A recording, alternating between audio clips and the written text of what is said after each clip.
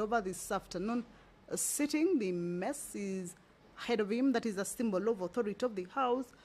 And you will now allow me to hand you over to this live broadcast brought to you by PBU in partnership with KBC. Good afternoon. Tuombe. Ewe Mwenyezi Mungu, twakusihi tutazame kwa neema nyingi na baraka sisi watumishi wako ambao umeridhika kutuita kwa nyadhifa za uongozi katika jamhuri yetu. Twakuomba utujalie tuyatende na kufikiria mambo yote yatakayofikishwa mbele yetu kwa njia ya haki na uaminifu, ili kustawisha amani, ufanisi na heri ya nchi yetu na wale ambao haja zao umezikabidhi mikononi mwetu. Amina.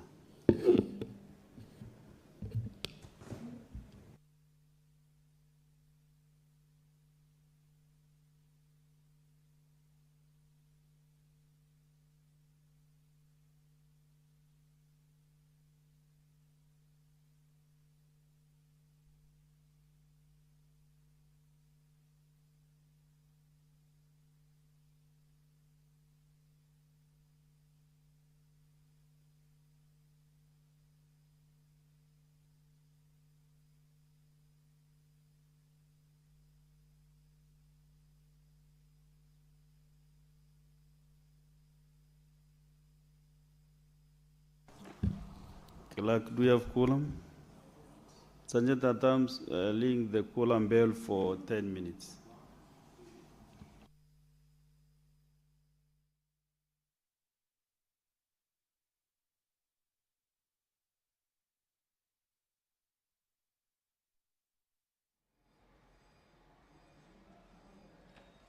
So the prayer has been said and the chair taken.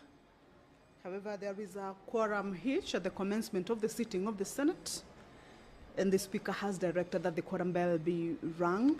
Of course, this is to alert the members of the Senate who perhaps are still within the precincts of Parliament, but yet to make their way into the House to at least hasten their steps and join their colleagues inside the chamber to be able to enable the House attain that much needed quorum and for the House to be able to commence this particular sitting. So as we wait for the House to correct, we shall continue to take a look at the business that has been lined up in the order paper this afternoon.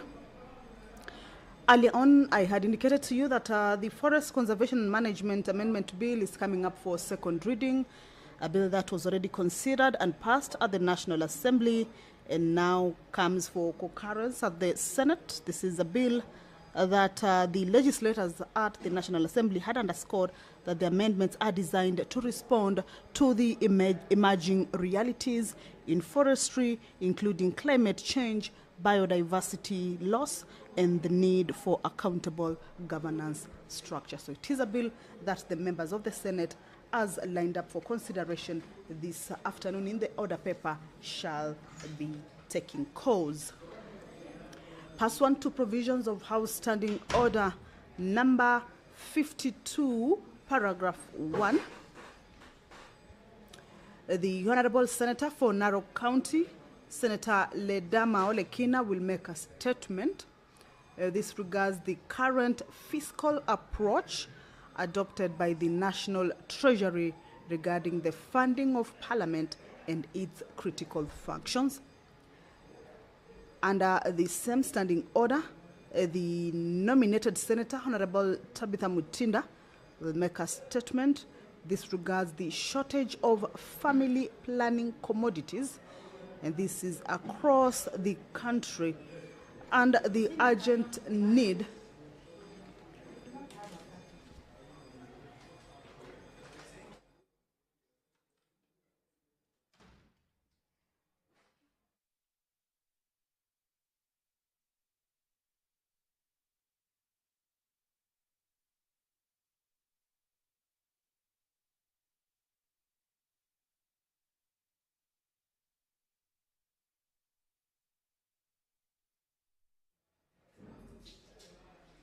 So the nominated Senator, Honorable Tabitha Mutinda, will make a statement this afternoon regarding the shortage of family planning commodities across the country and the urgent need to ring-fence family planning funds. If you're just joining us, that the House is about to commence, we can see the leader of the majority party trying to find out the number of members inside the chamber. Remember, the prayer has already been said and the chair taken, but the quorum for the House to be able to commence has not been attained yet. The quorum bell is on, and of course more members are set to make their way into the House. Once that quorum is raised, that the business will commence.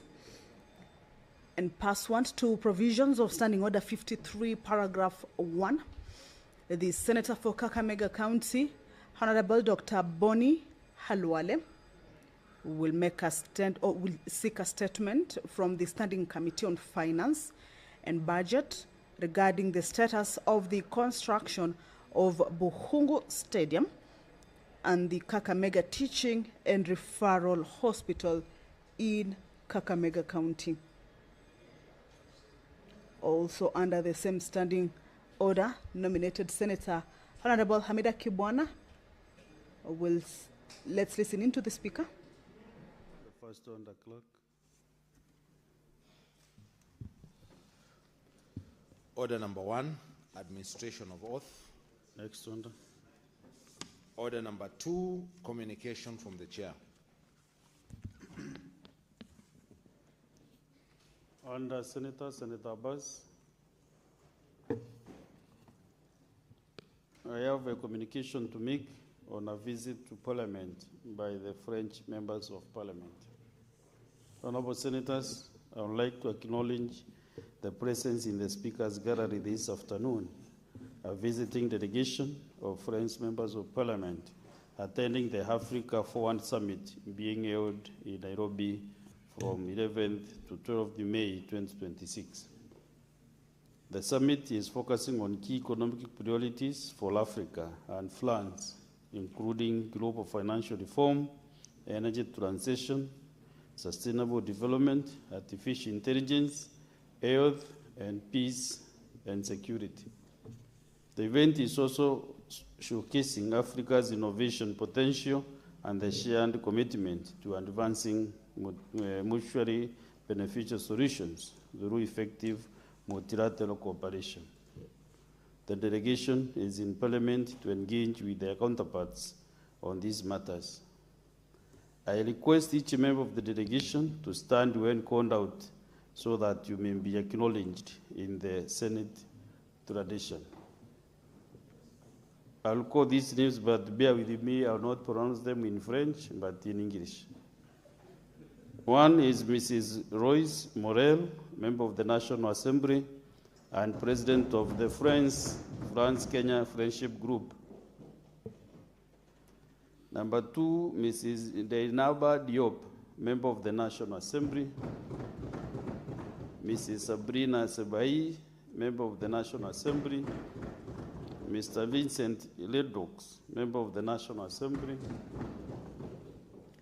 Mrs. Esther Yosofa, member of the National Assembly.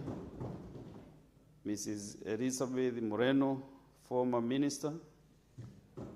Mr. Stephen Bochu, member of the National Assembly. Mr. Bernard Sol, member of the National Assembly. Mrs. Maria Agnes Poja Winsbach, member of the National Assembly. Mrs. Dominique Vonet, member of the National Assembly. Mr. Charles Rodwell, member of the National Assembly. Mr. John Lowell, Senator. Mr. Henry Shabler, political advisor, French Embassy, Nairobi. Mr. Mathias Cuccinello, political advisor, French Embassy, Nairobi. Mr. Francois Joly, Administrator, National Assembly. Mr. Gotthard Gentilival, Administrator, Global Health Advocates. Mrs. Lola Loche, Parliamentary Assistant. Ms. John D. Villeneuve, Political Attaché, French Embassy, Nairobi. And last but not the least, Mrs. Huguette Tiena, former member of the National Assembly.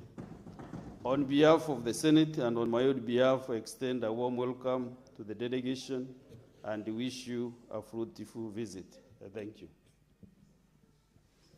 Senate Majority Leader, can you, in 2 minutes, welcome this group from French National Assembly? Honourable Senators, as you come in, please remain silent as you have met us here. Thank you, Mr. Speaker. I join you on behalf of the House to welcome this delegation of members of Parliament from the French National Assembly and the Senate who are visiting with us this afternoon. Like you have observed, Mr. Speaker, I had rightly suspected that they are part of the French-Africa Summit that's being hosted by the President, alongside the President of France, who's... Honourable Senators, kindly, we have dignitaries from our colleague Parliament in France. So, Senator Boni, Senator Chalgei. Thank you, Mr. Speaker. I'd rather begin because I suspect that probably the guest did not get a chance to listen to what I was saying. Mr. Speaker, I say on your behalf and that of my colleagues, I do join you in welcoming this distinguished delegation from the French National Assembly and the Senate, who are part of the ongoing France-Africa Summit, Mr. Speaker, a celebration of two cultures, Mr. Speaker, that is being spearheaded by our President, and also the French President is here and seem to be having a good time in Nairobi. Mr. Speaker, I have watched his interactions with young people and the not so young, Mr. Speaker, and it's been quite a good time. Mr. Speaker, I hope that in the course of interaction this afternoon, they will witness Parliament in its rawest form, raw and uncut. Sometimes we agree, sometimes we disagree, but that's nothing unusual because I've also had the opportunity, Mr. Speaker, to watch their Parliament, and they sometimes have a go at each other just like we do here. So nothing really unusual, Mr. Speaker. I appreciate, Mr. Speaker, that they chose to visit the Senate, actually, and will have a chance to interact with members in the course and the duration of the time as they visit this afternoon. So, Mr. Speaker, I appreciate, I wish them well. I do hope that they will enjoy everything of that Kenya has to offer. That's during the daytime, but to tell them that there's even better at night, Mr. Speaker, that they should not restrict themselves to the official staying places of the restaurants where they've been. They should venture out at night and see Nairobi late at night. It's extremely beautiful. I thank you, Mr. Speaker.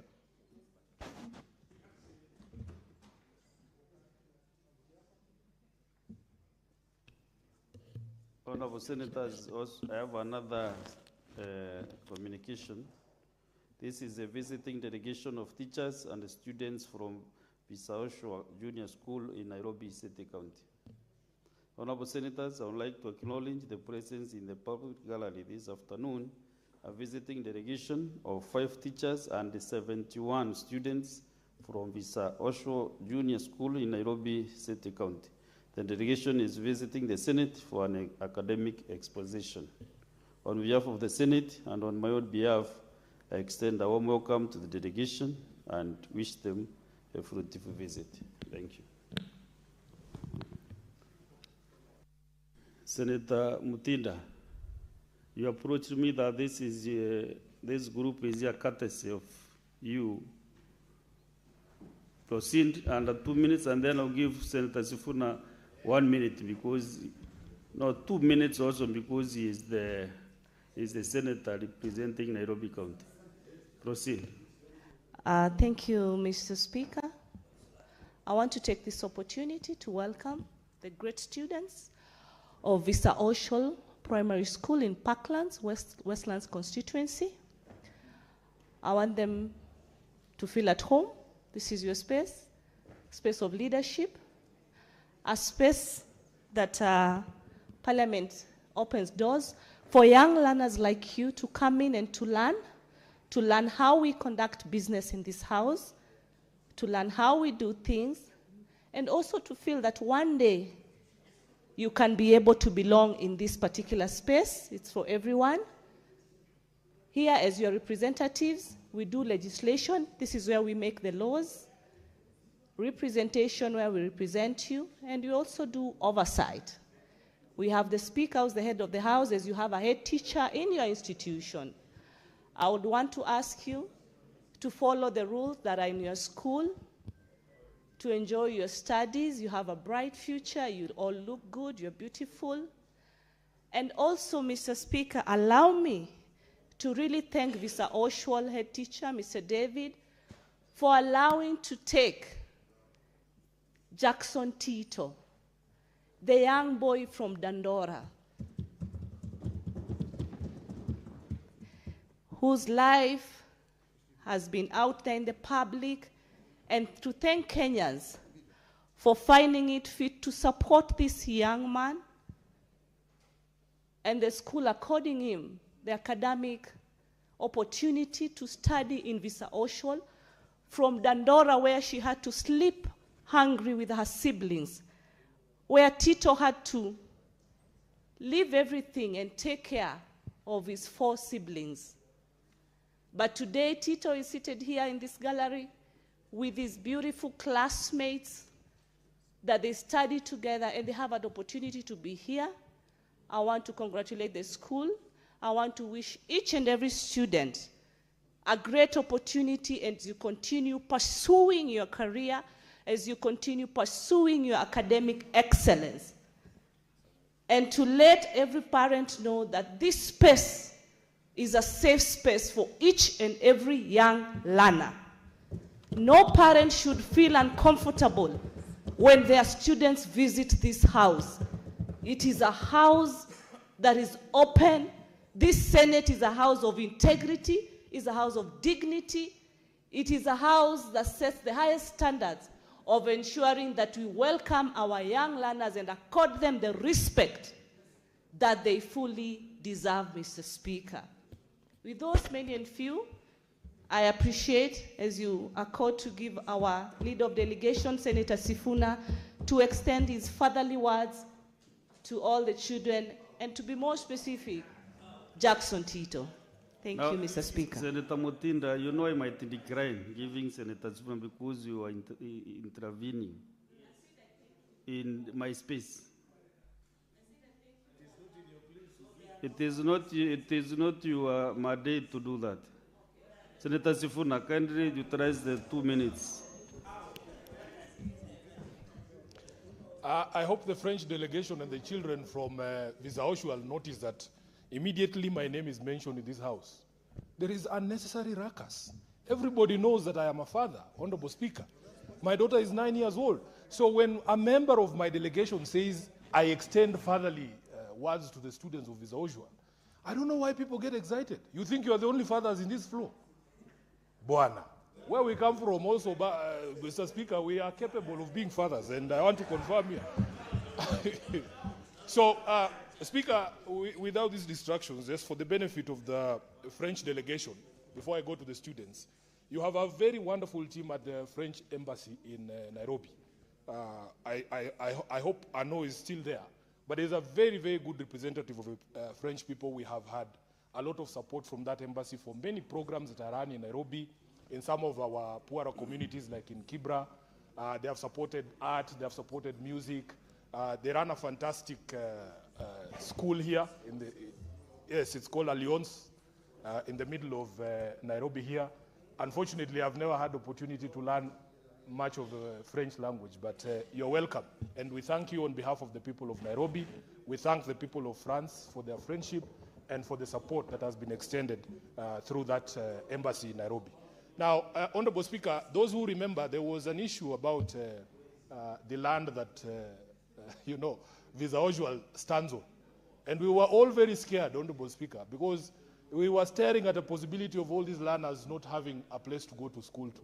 And I am happy that we continue as a leadership here in Nairobi to push for Visa Oswald Primary School to always remain what it has been. And I, as your representative, I hope every day that you are proud of the work that we do here on the floor of the Senate to give you an environment in which you can learn. I want to take this opportunity to welcome you. No, don't bother with these ones. I'm used to it. They can continue. But we remain focused. As the people of Nairobi, we are very focused. We are used to hecklers.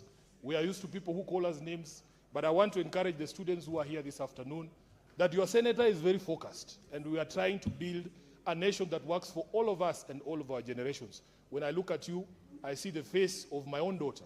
And it is our responsibility for us as leaders to build a better country for you and for future generations. I thank you, Honorable Speaker. I hope to speak to you outside there, take a few photos with you, and of course, as a city senator, do a few things here and there that are pertaining to your welfare. I know you have not had lunch, but that's my job. Thank you very much. Next on the clerk.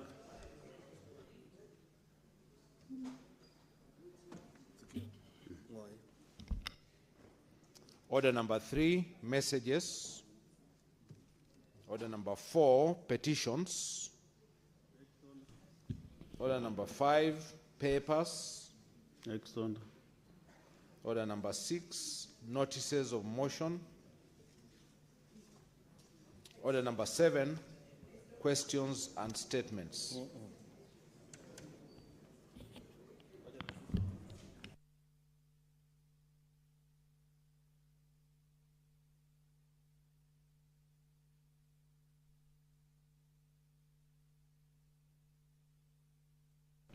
Senate Majority Leader.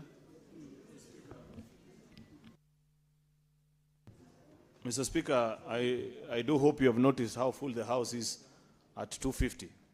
It's because we mobilized as expected, Mr. Speaker, knowing full well that we have a very short time this week as our last week before we break on recess. And we agreed this afternoon at SPC that we will go straight to concluding very important business that is before the floor, a number of bills. I think there are about 11 or 12 of them, Mr. Speaker, that have stayed on our order paper for quite a while. Therefore, I want to seek your kind indulgence, Mr. Speaker, that we proceed as agreed during SPC straight to that business, because I can count that we have 24 delegations already in the House, Mr. Speaker. Lastly, Mr. Speaker, there is a matter concerning Meru County on stoppage of funds. Today is the statutory deadline.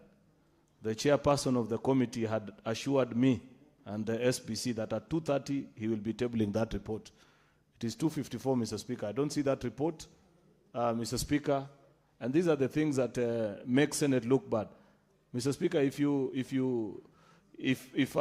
a report is cancelled or by operation of Senate not considering it or us having a vote on it, it's not a good place. And I have seen various members of the Finance Committee here, Senator Faki, Senator Eddy.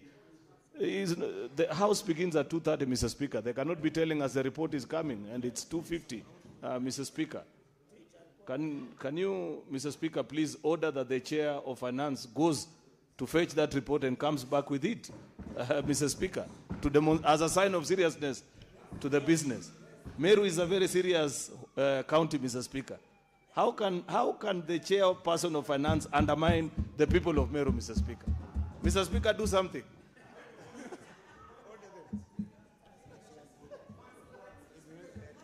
But the majority leader is already seated. So there are two things you have requested, majority leader. One is about the divisions. We move to divisions right away.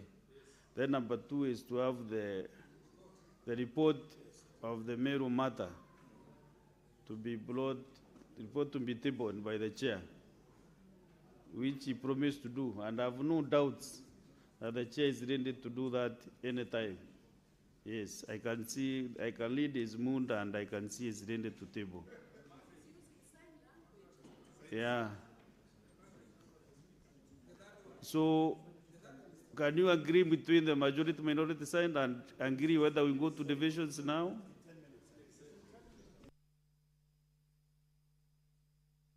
Then the order number 7 was read out by the clerk, so we go to the statements.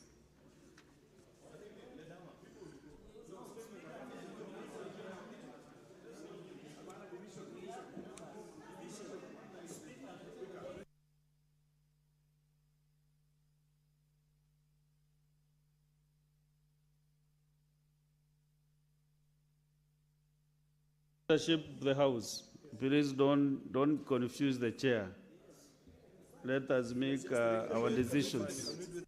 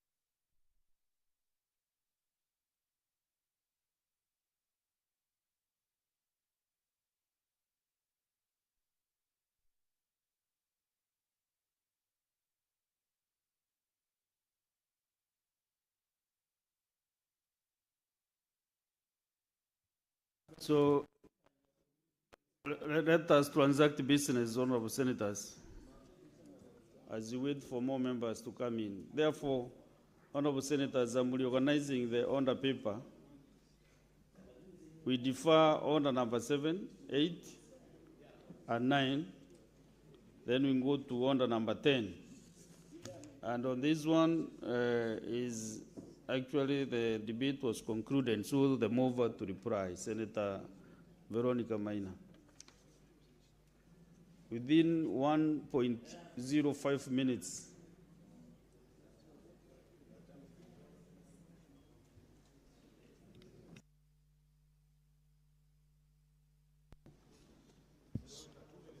Order number 10, motion, mainstreaming gender perspectives in legislative and policy processes. Mover to reply. Honorable Speaker, I want to take this opportunity to thank you for the opportunity you've given me to reply on this very important motion.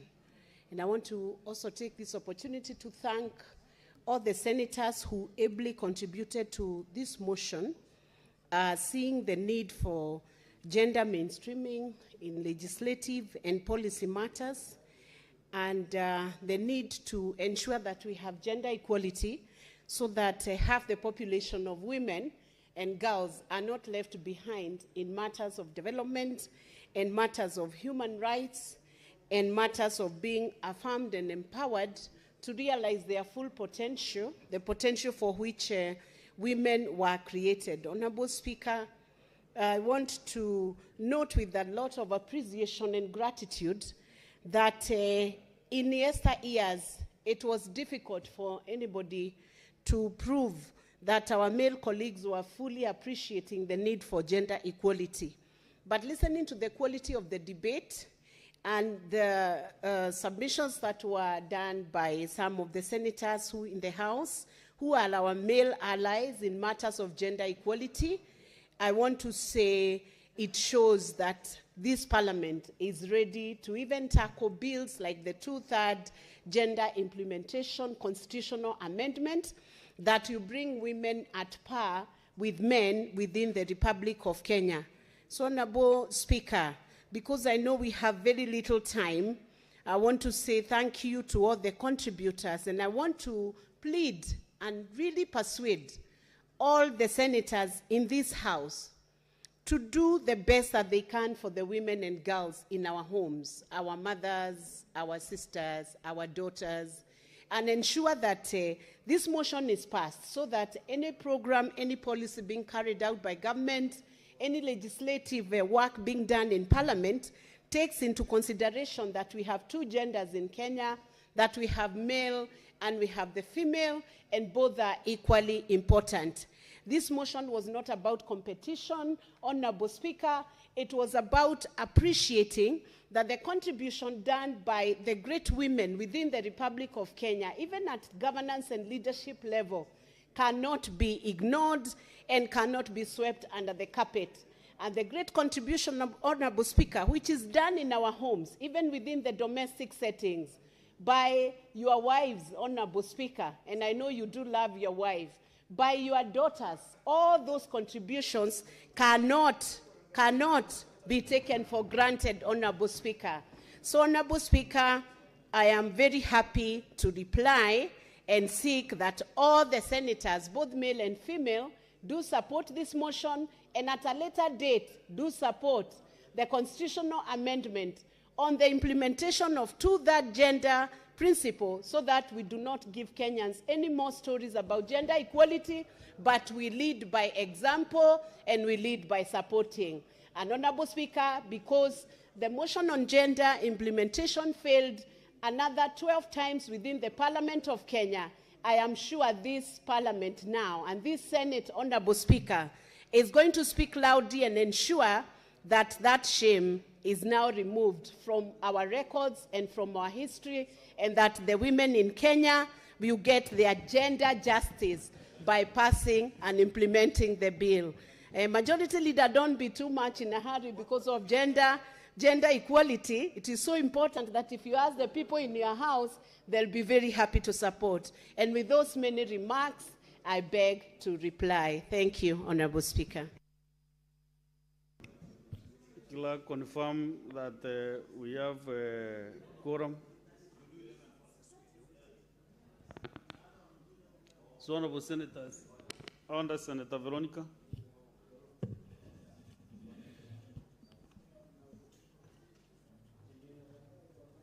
And I want to ascertain that this matter does not concern counties.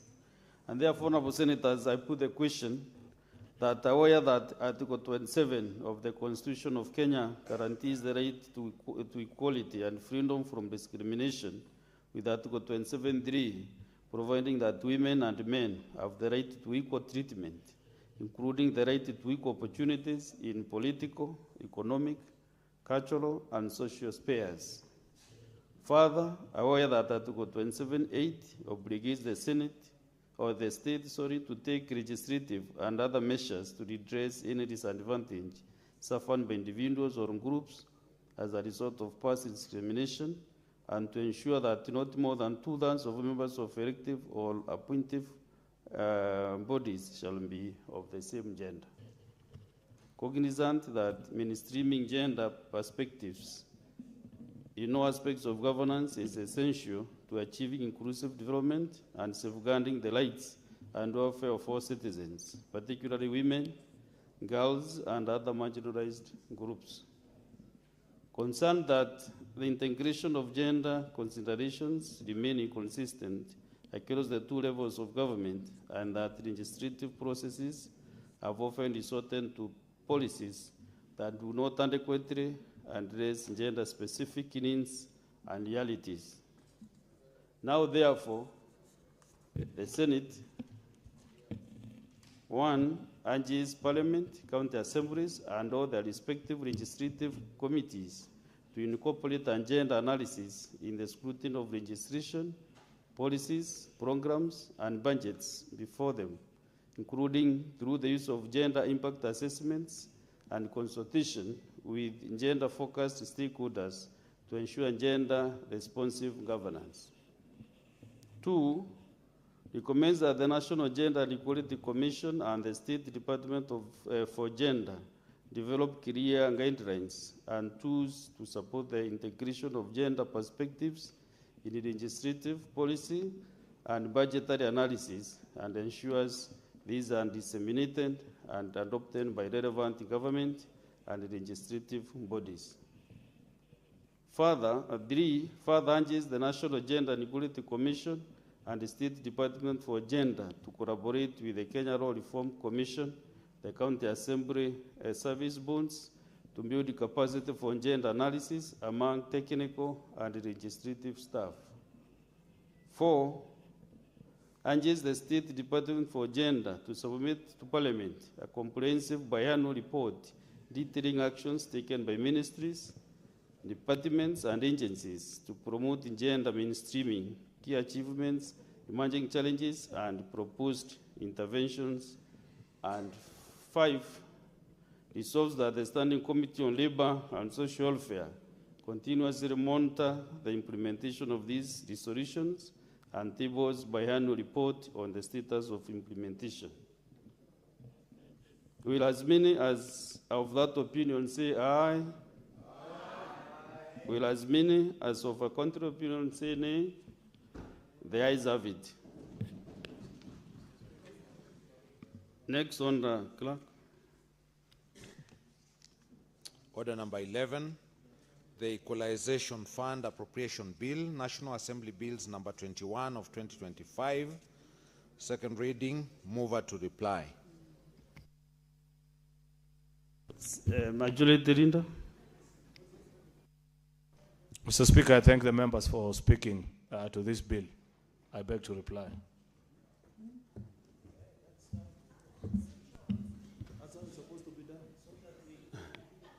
So this one means division. You must go to division. It's not a voice vote. Therefore, majority, minority signs prepare for divisions, and we are going for several divisions. So you must be patient. Ring the column bell for 5 minutes.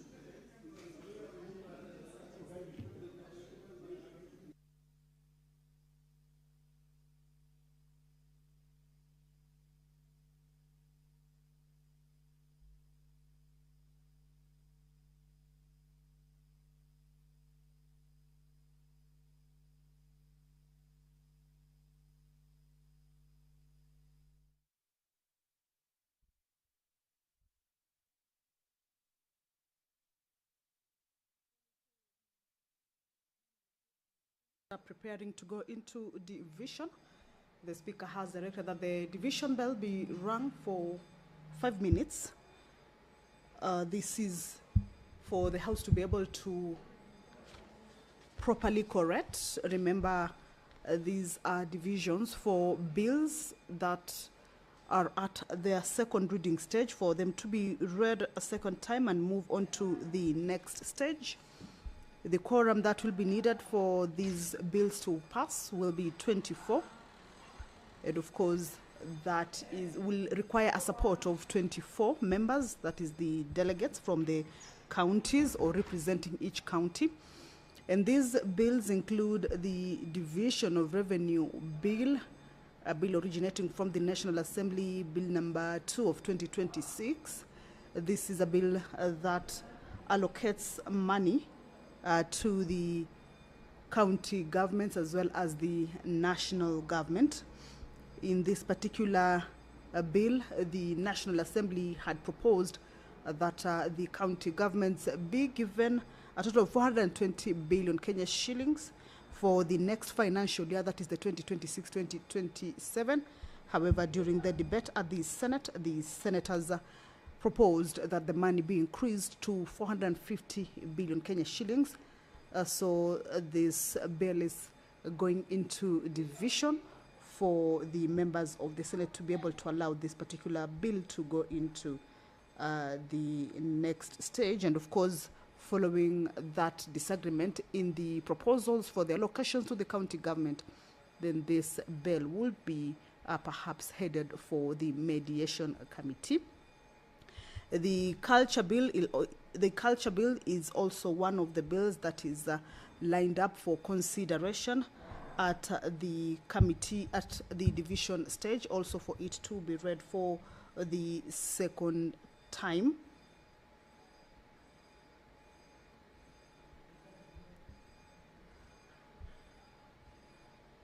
The health amendment bill, also a bill originating from the Senate and sponsored by the Honorable Member for Nyamira County, Honorable Mogeni Eric Okongo, is a bill also that is one of the bills that are to be considered at the division stage. It is a bill that seeks to amend the Health Act to prohibit the detention of patients and corpses of patients by health facilities. This is a bill whose debate members of the Senate had indicated that it is long overdue and that health facilities should not be detaining patients as well as corpses for lack of payment. And this is a bill that the members shall also be able to consider at the division stage.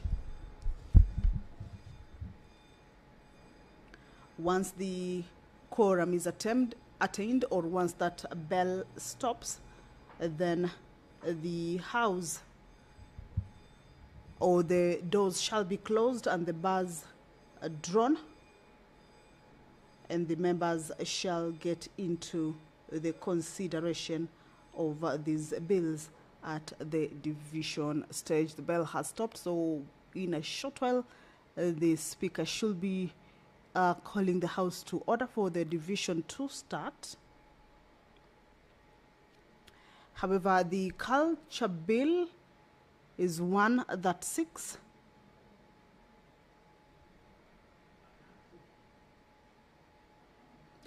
to give effect to Article 11 of the Constitution that seeks to promote all forms of national and cultural expressions through literature, the arts, traditional celebrations, science, communication, information, mass media, publications, libraries, and other cultural heritage. Also to ensure that communities receive compensation or royalties for the use of their cultures and cultural heritage. Now allow me to hand you over to the division for these bills.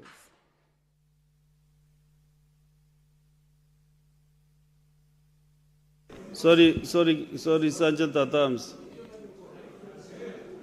Sorry.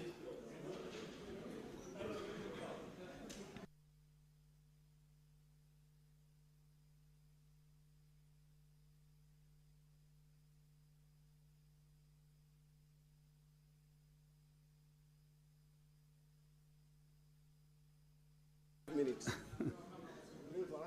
Okay, Sanjata Tams, ring the cooler bell for 5 more minutes.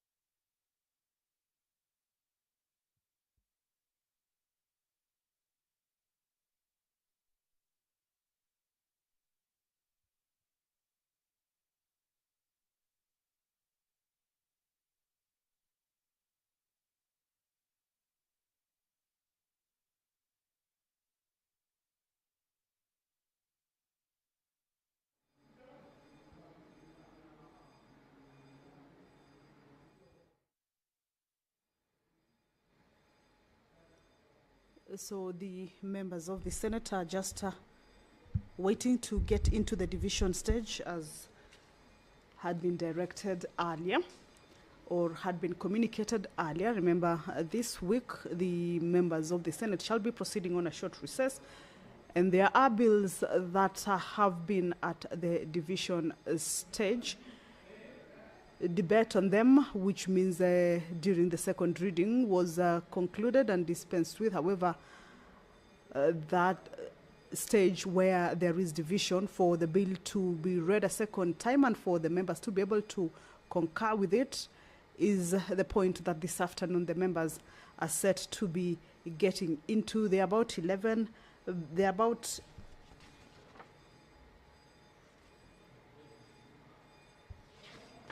seven bills. There are about 7 bills. One is the Division of Revenue Bill.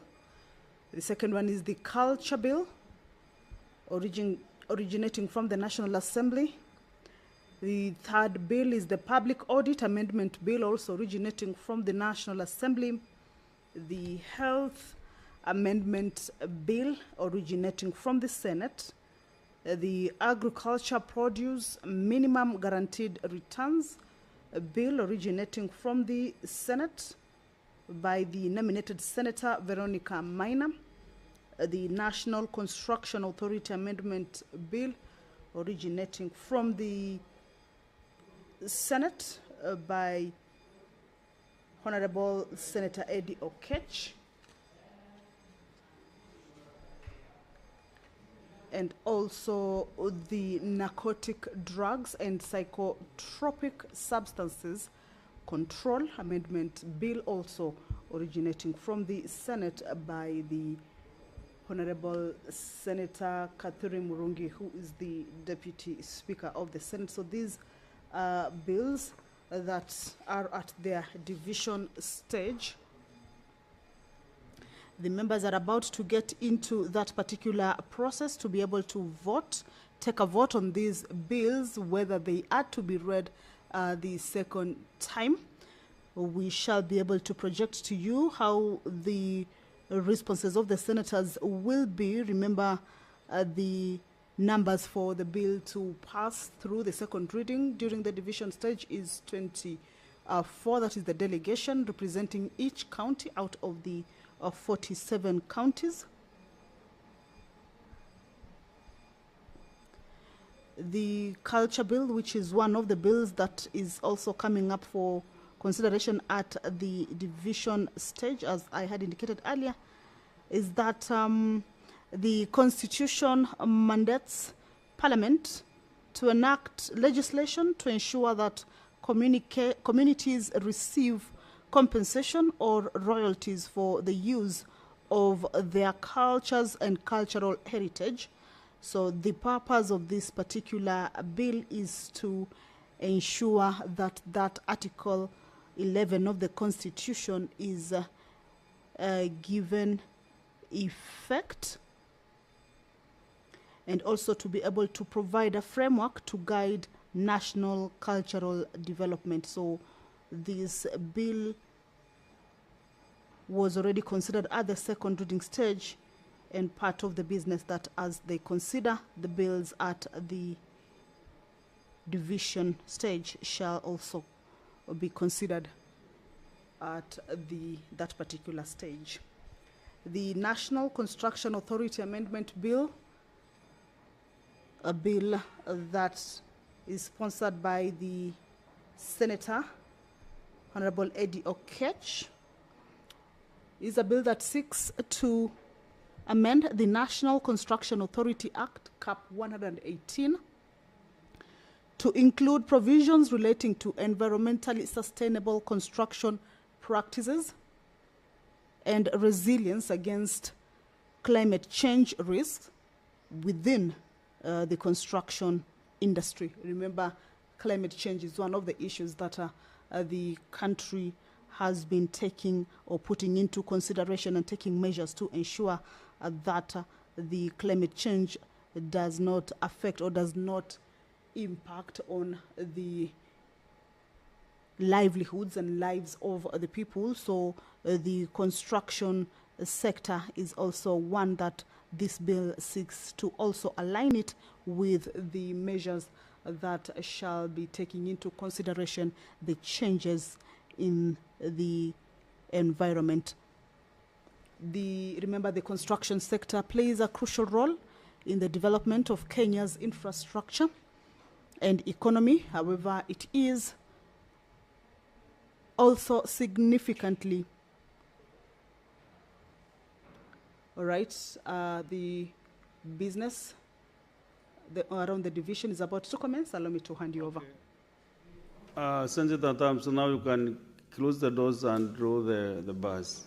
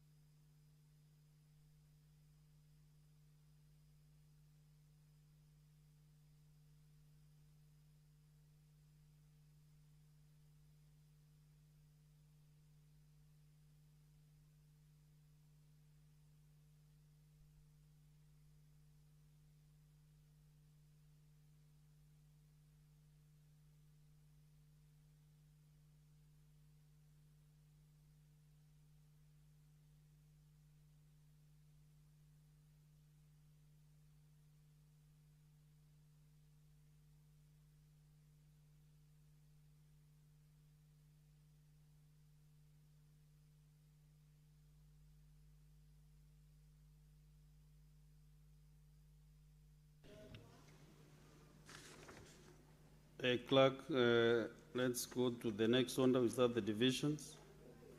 Call out the order. Which one we are starting with? 11.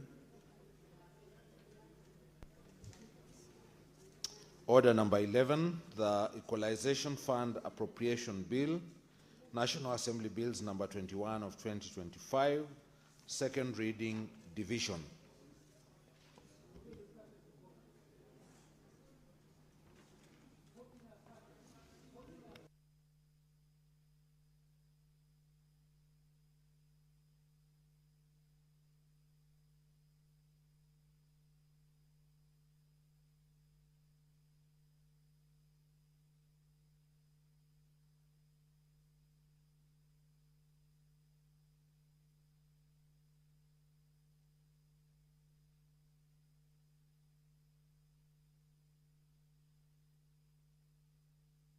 Order of Senators, we are going to the division and we are starting. Actually, the order has been called out. So make your seats very fast.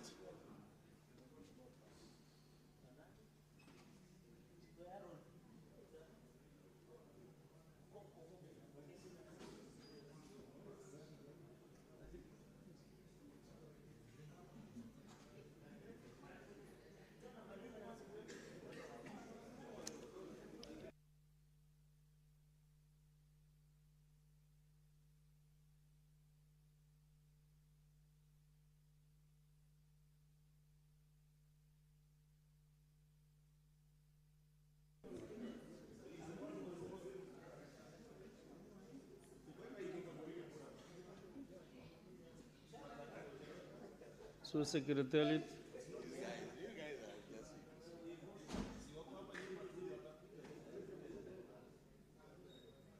So Senator Tams, can you collect the unattended cans? Or no, you are not using cans, but okay. I think of we went in digital.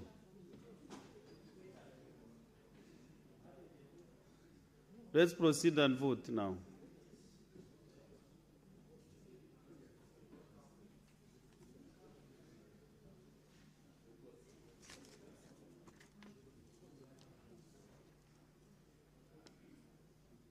And the vote is on the Equalization Fund, Appropriation Bill, National Assembly Bills number 21 of 2025.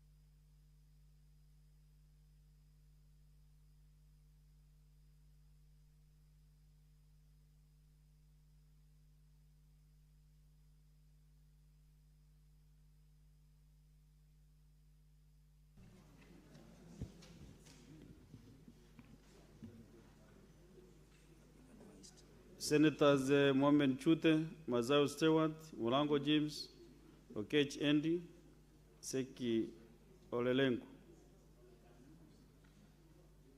Can you approach the table and vote?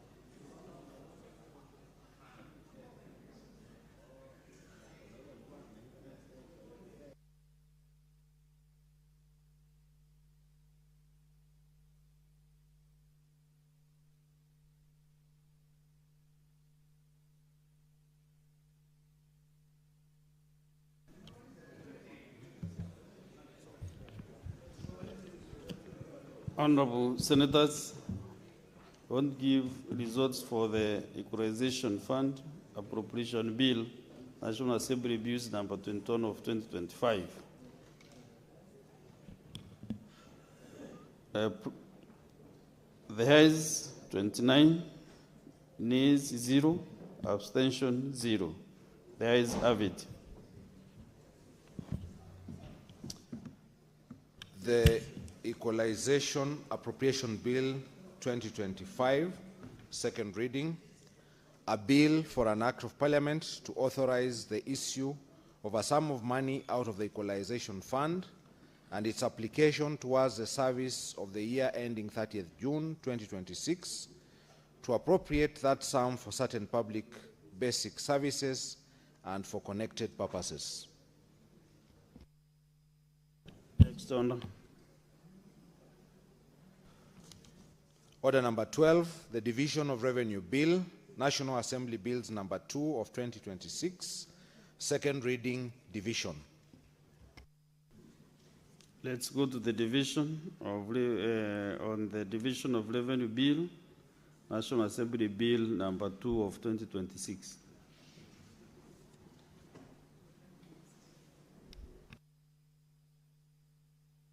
You can proceed and vote.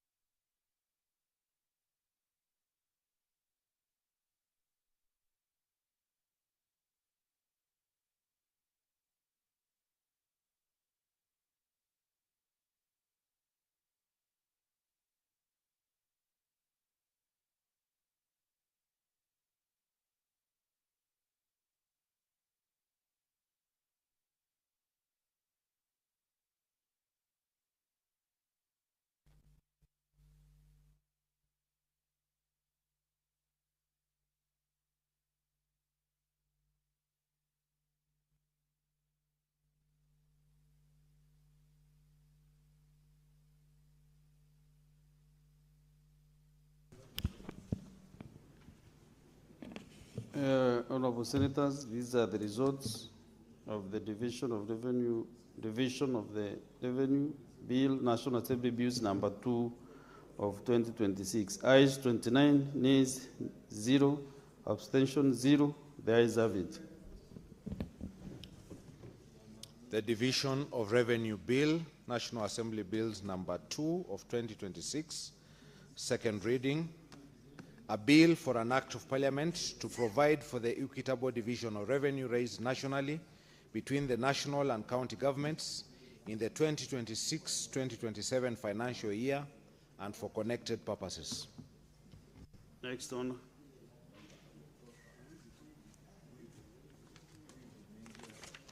Order number 13, the Culture Bill, National Assembly Bills number 12 of 2024, second reading, division. Honorable Senators, let us go to the division on the Culture Bill, National Assembly Bills number 12 of 2024. Proceed and vote.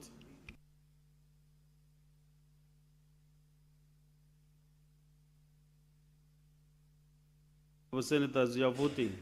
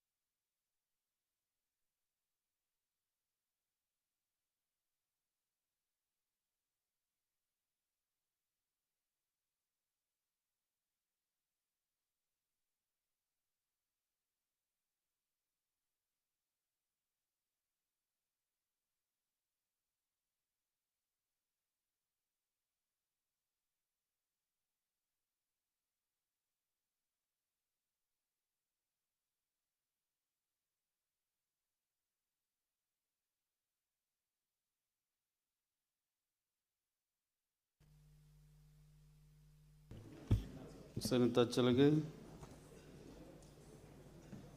Today you are not settling down.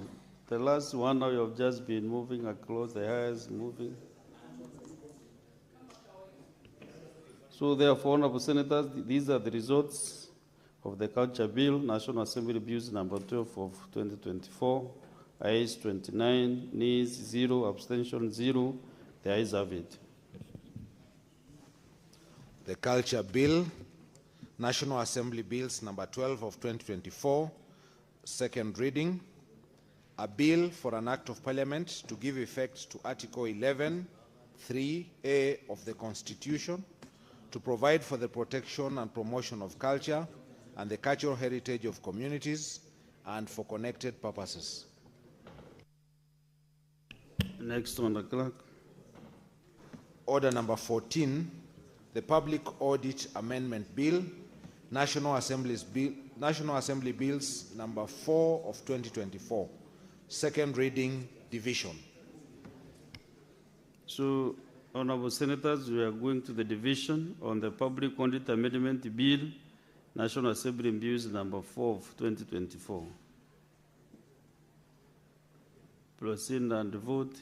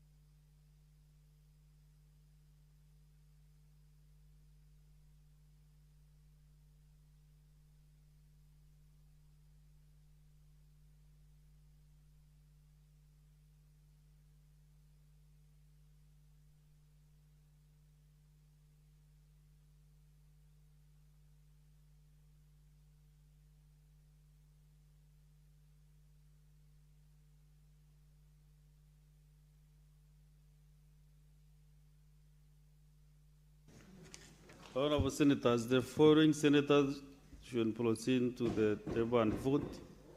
Senator Andy Okech, Senator Wakili Hilary Kiprotich Sigei, Senator Mohamed Chute.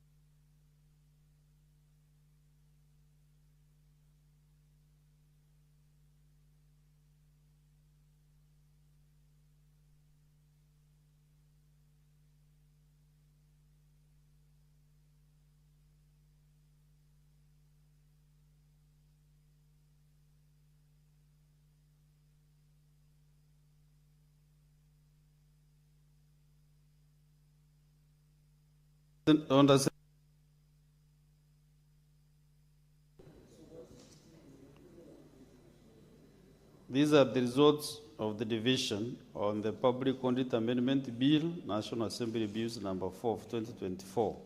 Ayes 31, nays 0, abstention 0.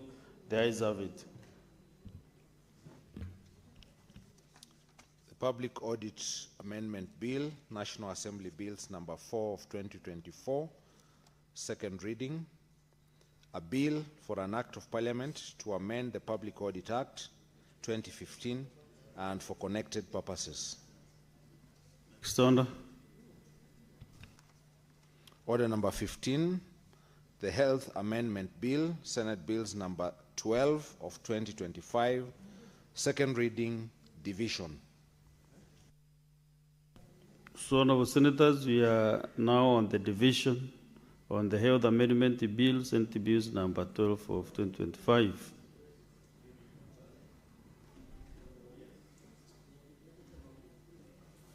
Proceed and vote.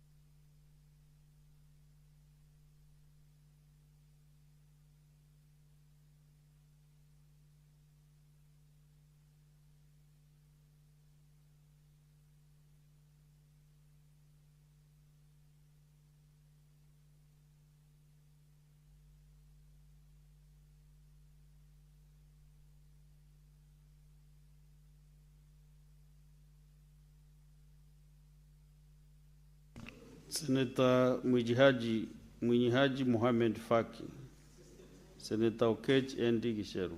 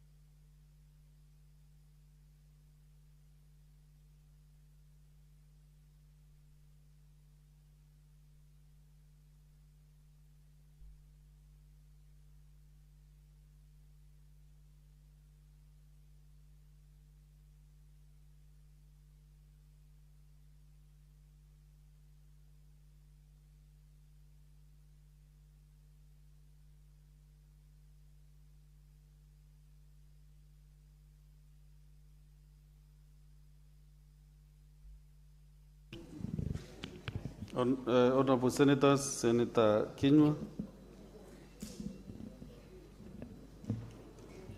These are the results on the division on the Health Amendment Bill, Senate Bills number 12 of 2025. Ayes that 1, nays 0, abstention 0. The ayes have it. The Health Amendment Bill, Senate Bills number 12 of 2025, second reading.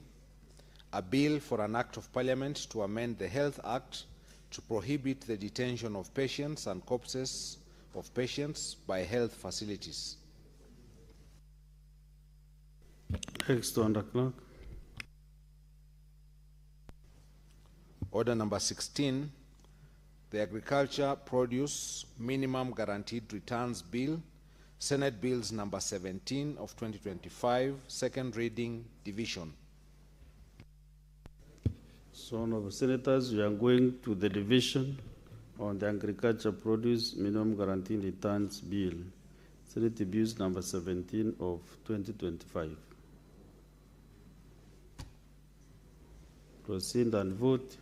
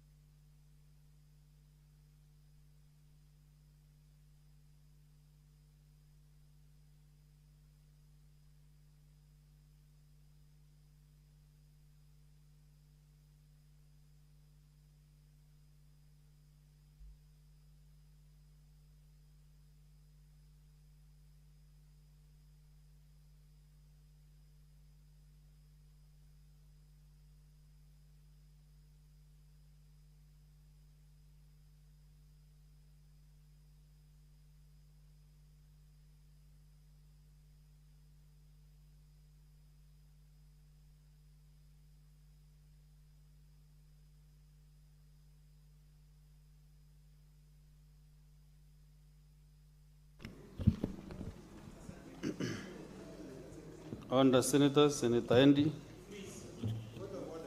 Senator Andy Okech.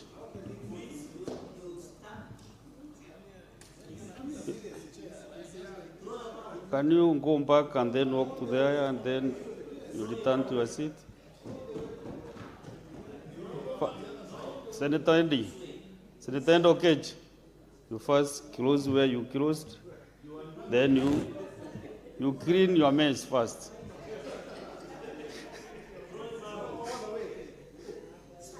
All the senators. How many chairs are in this house this afternoon? Senator Chelage.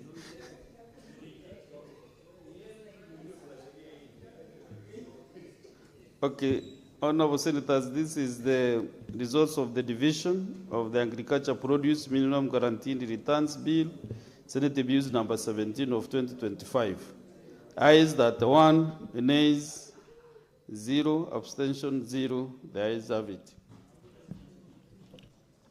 The Agriculture Produce Minimum Guaranteed Returns Bill, Senate Bills number 17 of 2025, second reading. A bill for an act of parliament to support agriculture production by providing a framework for ensuring minimum guaranteed returns in counties and for connected purposes.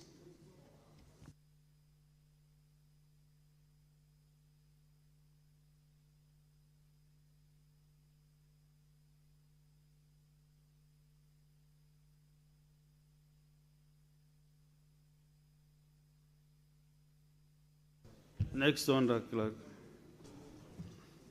Order number 17, the National Construction Authority Amendment Bill, Senate Bills number 15 of 2025, second reading, division. Honorable Senators, now we are on the division of the National Construction Authority Amendment Bill, Senate Bills number 15 of 2025.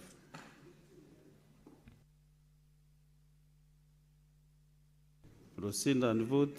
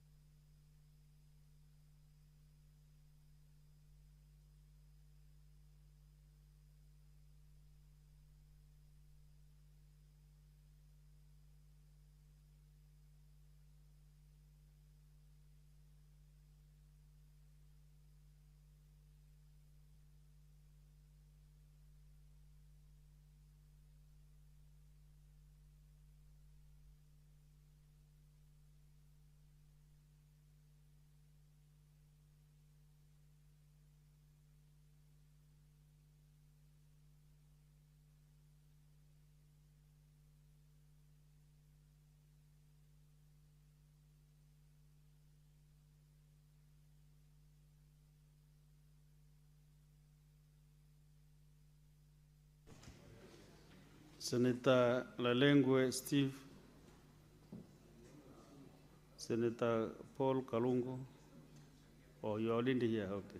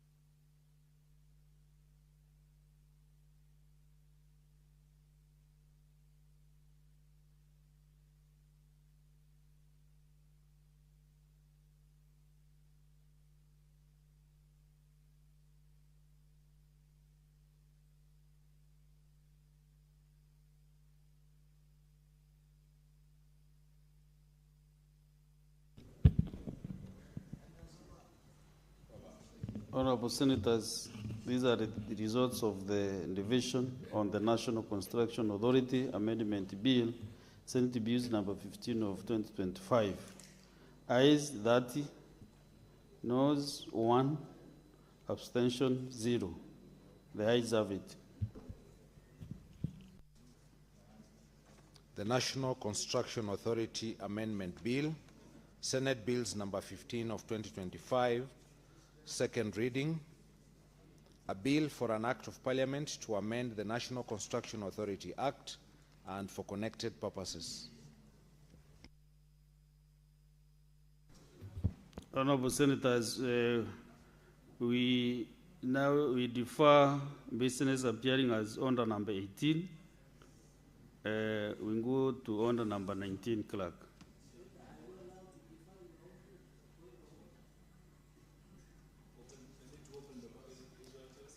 Are we not on the...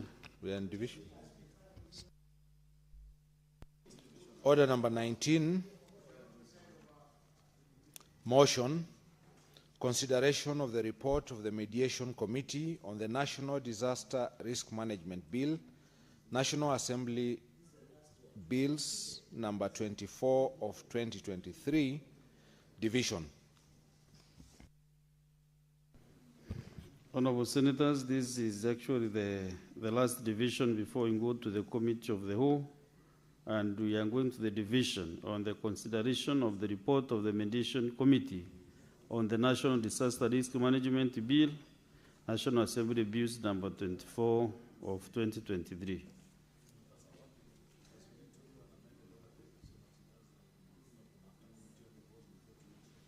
Proceed and vote now.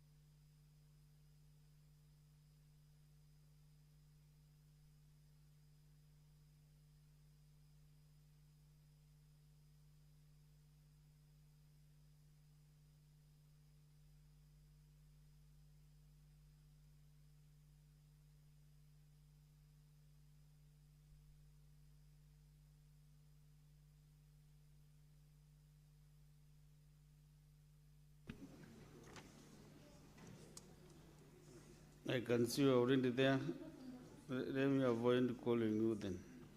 Senator Andy Okech, Senator Sifuna Edwin, Senator Dangwa Paul.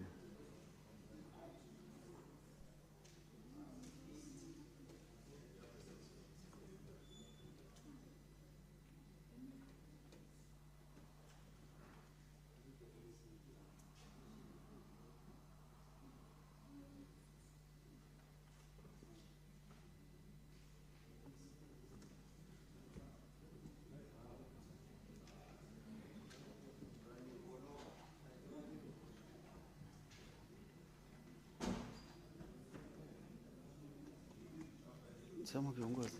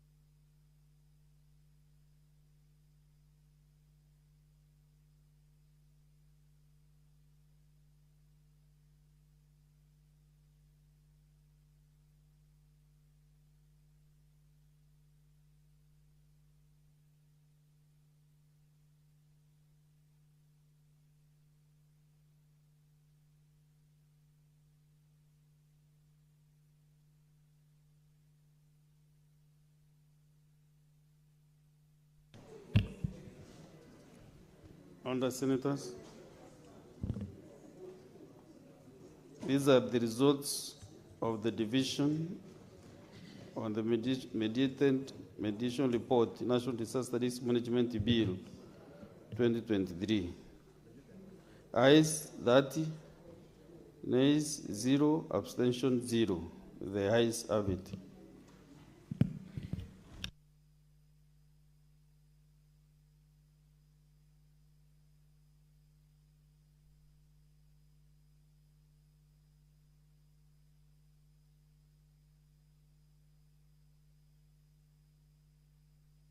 So, Sergeant at Arms, open the doors and withdraw the bars. We now go to the next order.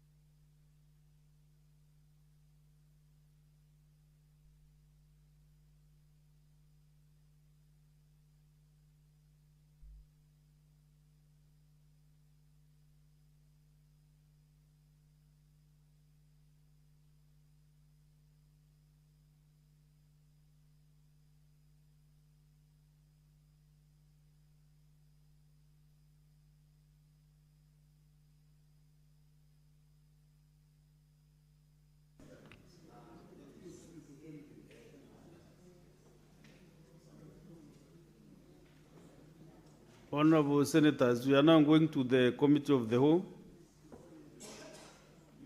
and I would like the clerk to lead them. Then any other business is deferred until we clear those 4 committees of the whole business. Clerk.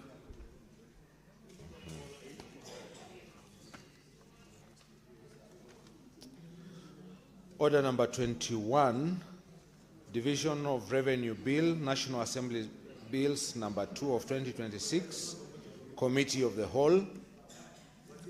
Order number 22, the Equalization Fund Appropriation Bill, National Assembly Bills number 21 of 2025, Committee of the Whole. Order number 30, the Kenya National Council for Population and Development Bill, National Assembly Bills number 72 of 2023, Committee of the Whole. Order number 31, the Public Procurement and Asset Disposal Amendment Bill, National Assembly Bills number 48 of 2024, Committee of the Whole.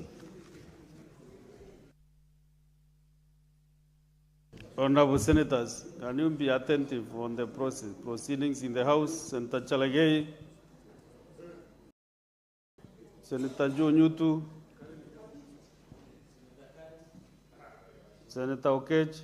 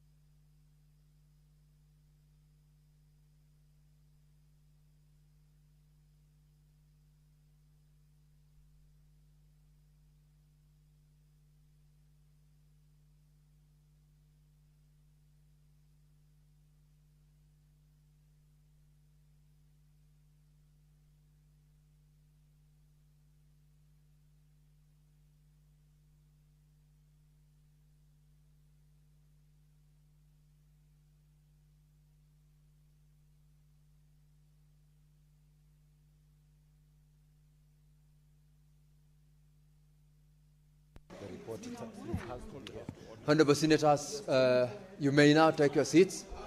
Order, members. Senator Veronica, Senator Manzo, Senator Kisang, take your seats. Senator, take your seat.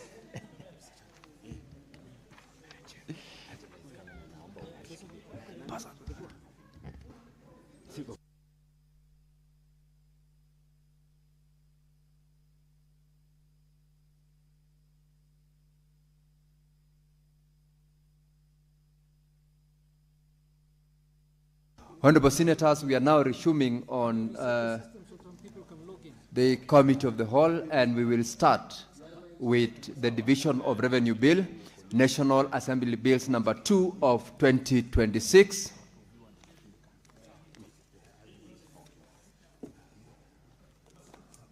Order, Honorable Senators.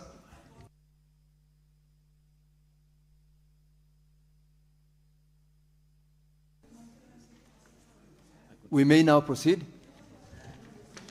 Clauses 3 and 4. Honorable Senators, I propose the question that Clause 3 and Clause 4 be part of the bill. I will put the question that Clause 3 and 4 be part of the bill. Division at the end. New Clause 5. Chairperson, Standing Committee on Finance and Budget, proceed to move. Senator Roba, you moving on the new Clause 5.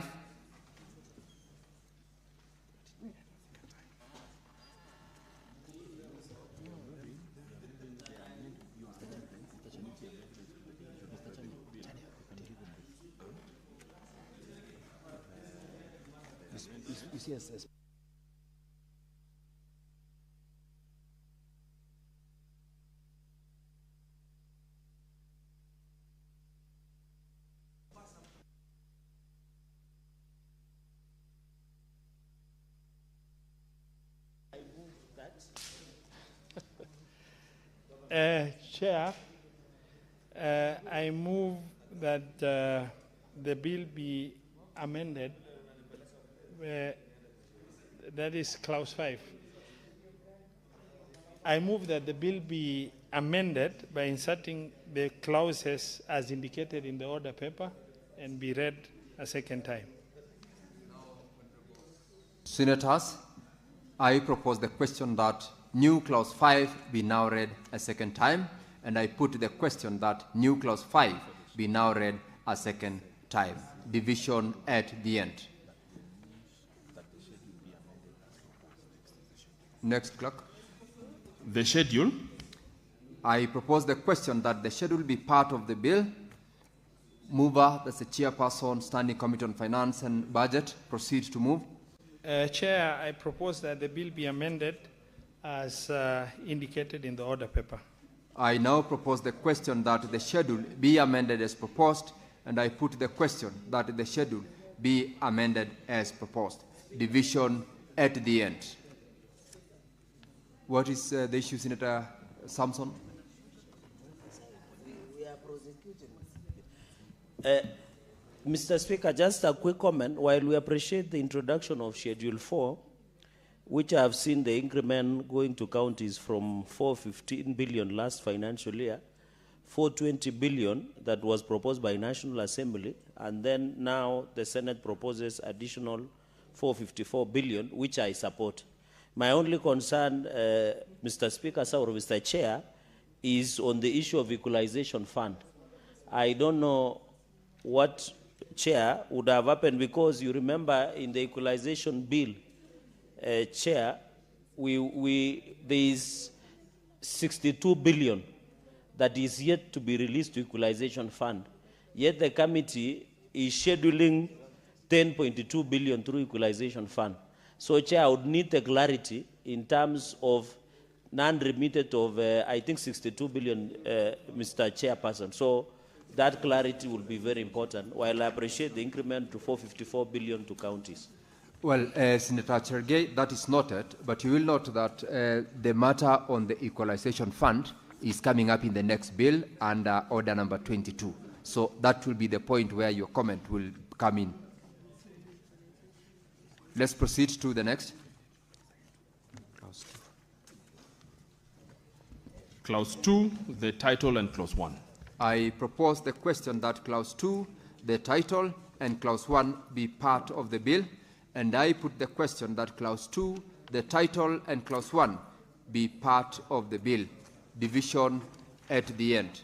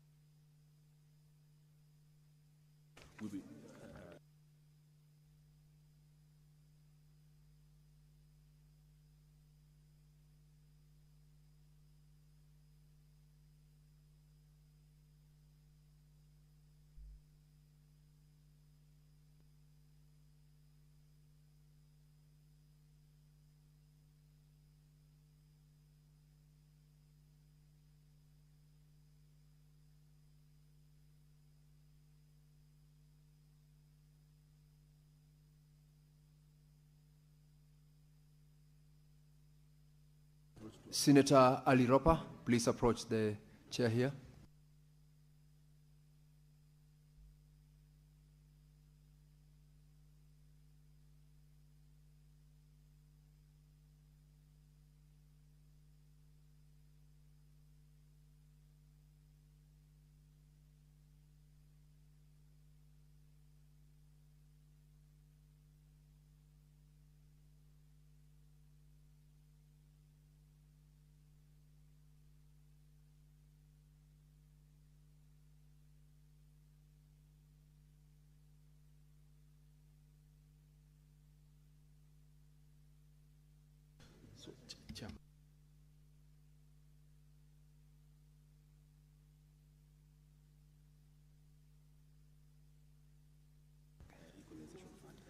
Honorable Senators, we will proceed to deal with the Kenya National Council for Population and Development Bill, National Assembly Bills number 72 of 2023. Once we are done, we'll come back to the Equalization Fund once we are done with this one. And so we will proceed to the Kenya National Council for Population and Development Bill, National Assembly Bills number 72 of 2023. Clauses 3, 4, 5, and 6. I propose the question, honorable members, that clause 3, clause 4, clause 5, and clause 6 be part of the bill, and I put the question that clause 3, clause 4, clause 5, and clause 6 be part of the bill. Division at the end. Clause 7. I propose the question that clause 7 be part of the bill, and call upon the chairperson, Standing Committee on Finance and Budget, to move. Honorable Chair, I move that clause 7 of the bill be amended by inserting the clause as scheduled on today's order paper.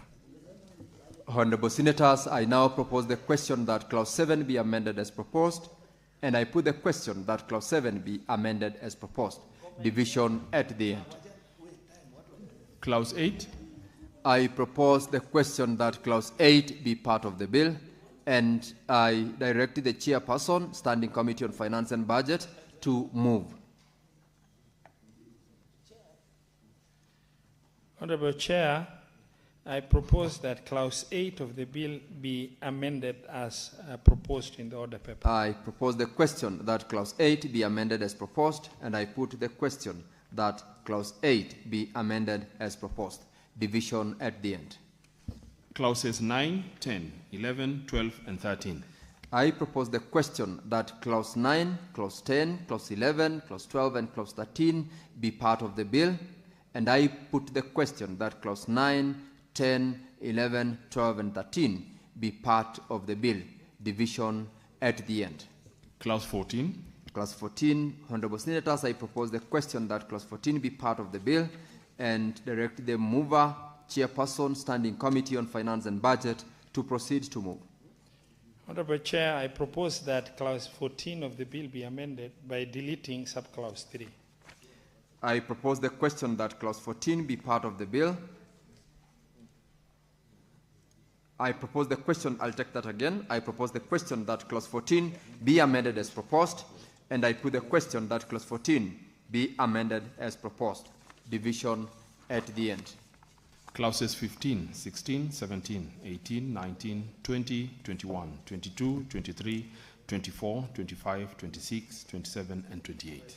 Honorable Senators, I propose the question that clauses 15, 16, 17, 18, 19, 20, 21, 22, 23, 24, 25, 26, 27, and 28 be part of the bill, and put the question that clauses 15, 16, 17, 18, 19, 20, 21, 22, 23, 24, 25, 26, 27, and 28 be part of the bill. Division at the end. Clause 29. I propose the question that clause 29 be part of the bill, and call upon the chairperson, Standing Committee on Finance and Budget, Senator Ali Roba, to move. Honorable Chair, I propose that clause 29 of the bill be amended as proposed in the order paper of today. I now propose the question that clause 29 be amended as proposed, and I put the question that clause 29 be amended as proposed. Division at the end. Clauses 30, 31, 32, 33, 34, 35, 36, 37, 38, and 39. I propose the question that clauses 30, 31, 32, 33, 34, 35, 36, 37, 38, and 39 be part of the bill, and I put the question that clauses 30, 31, 32, 33, 34, 35, 36, 37, 38, and 39 be part of the bill. Division at the end. The schedule. I propose the question that the schedule be part of the bill, and I put the question that the schedule be part of the bill. Division at the end. Clause 2, the title, and clause 1. Honorable Senators, I propose the question that Clause 2, the title, and Clause 1 be part of the bill, and I put the question that Clause 2, the title, and Clause 1 be part of the bill. Division at the end.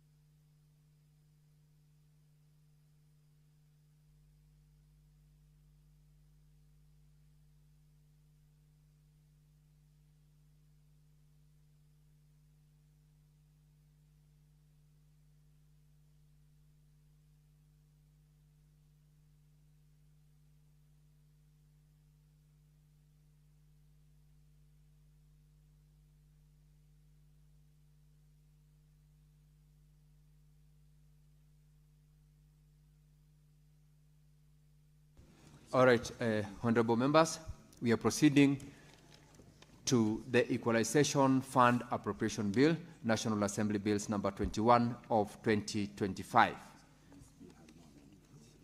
Honorable members, this bill has got no amendments, and therefore we shall call through the clauses listed here. Clerk, you may call out. Clauses 3, 4, 5, 6, and 7. I propose the question that clauses 3, 4, 5, 6, and 7 be part of the bill, and I put the question that clauses 3, 4, 5, 6, and 7 be part of the bill. Division at the end. The schedule. Honorable Senators, I propose the question that the schedule be part of the bill, and I put the question that the schedule be part of the bill. Division at the end. Clause 2, the title, and Clause 1. Honorable Senators, I propose the question that Clause 2, the title, and Clause 1 be part of the bill, and I put the question that Clause 2, the title, and Clause 1 be part of the bill. Division at the end.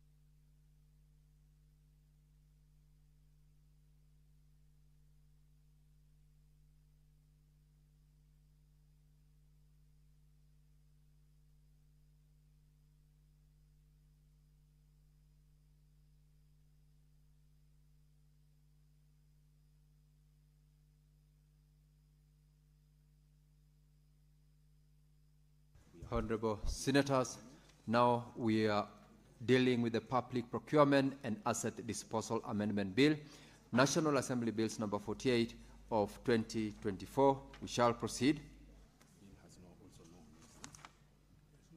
Honorable members, this bill equally has got no amendments. Clauses 3, 4, 5, 6, 7, 8, 9, and 10. I propose the question that clauses 3, 4, 5, 6, 7, 8, 9, and 10 be part of the bill, and I put the question that clauses 3, 4, 5, 6, 7, 8, 9, and 10 be part of the bill. Division at the end. Clauses 11, 12, 13, 14, 15, 16, 17, 18, 19, and 20. Honorable Senators, I propose the question that clauses 11, 12, 13, 14, 15, 16, 17, 18, 19, and 20 be part of the bill, and I put the question that clauses 11, 12, 13, 14, 15, 16, 17, 18, 19, and 20 be part of the bill. Division at the end. Clauses 21, 22, 23, 24, 25, and 26. I propose the question that clauses 21, 22, 23, 24, 25, and 26 be part of the bill, and I put the question that clauses 21, 22, 23, 24, 25, and 26 be part of the bill. Division at the end. Clause 2, the title, and Clause 1. Honorable members, I propose the question that clause 2, the title, and clause 1 be part of the bill, and I put the question that clause 2, the title, and clause 1 be part of the bill. Division at the end.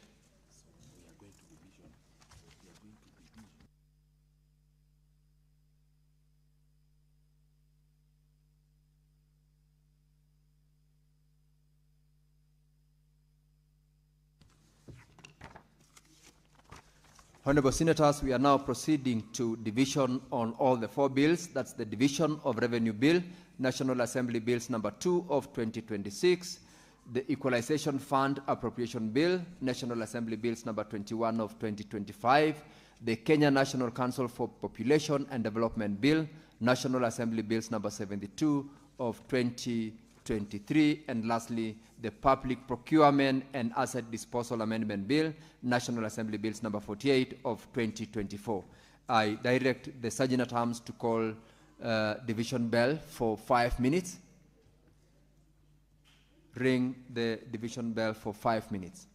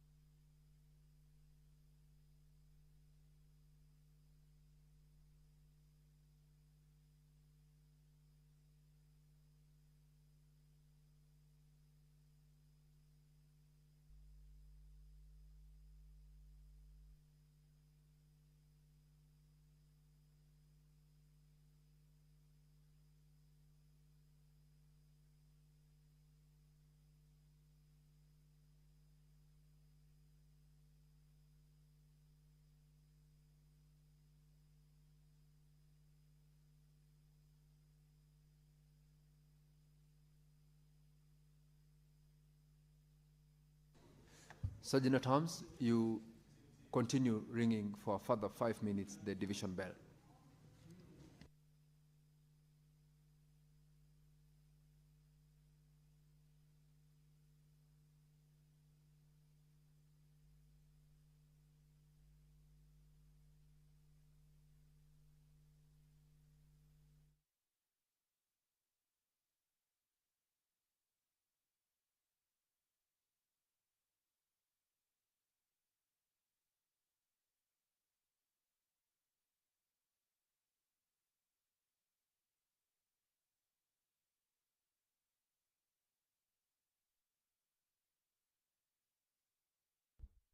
Members of the Senate, continue to consider the